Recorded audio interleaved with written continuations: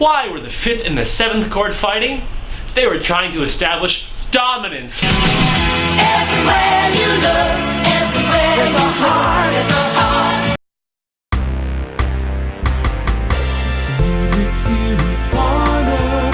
Come along and learn with me. It's the music theory corner. Dominance. Here we go. Shalom and welcome to Joshua Pearsall's Music Theory Corner.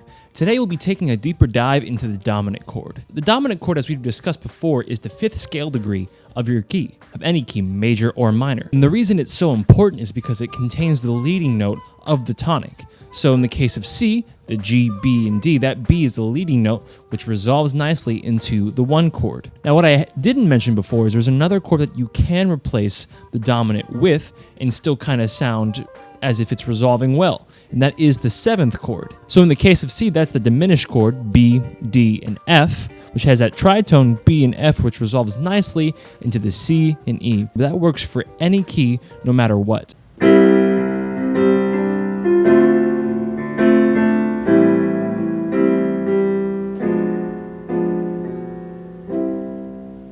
So the 7th is a really good replacement if you're trying to mix it up a little bit, make have a different sound in your music. What I really want to talk about today is what's called secondary dominance. This is a really important tool in changing keys of your music. So say you want to go from C to the key of D major. So what we can do is we can take the 5 of the key of D major, which is A, and we place it into our chord progression in such a way that makes it sound like we're in the key of D once we're done with it. For example,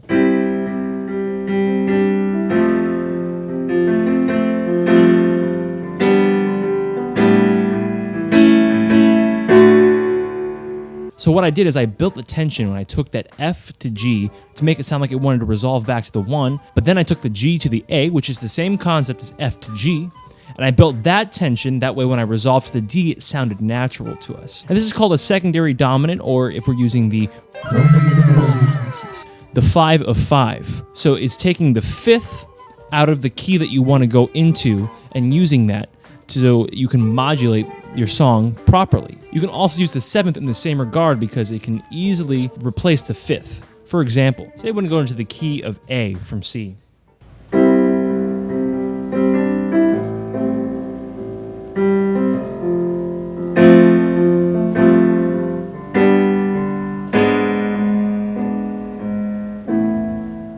Now using the 7s is going to be a little bit trickier because it doesn't sound as natural as the dominant does. However, it can be done, and it can be done well, even if that example wasn't the best. Now when you're considering changing keys, think about using the dominant 7th. The dominant 7th is basically a combination between the 5 and the 7 into this chord that really sounds like it resolves really well. So if I want to go to the key of F from C, that's going to be a little bit more difficult because the tonic of C is C, and the 5 of F is C.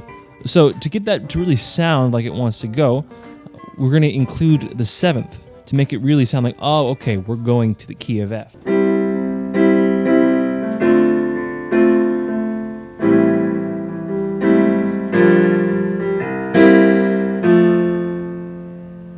Secondary dominance can seem challenging from an outside perspective, but once you get the concept of it, it's actually pretty simple and really fun to use. I love modulating to really strange keys. That's why I love jazz, because jazz does this all the time.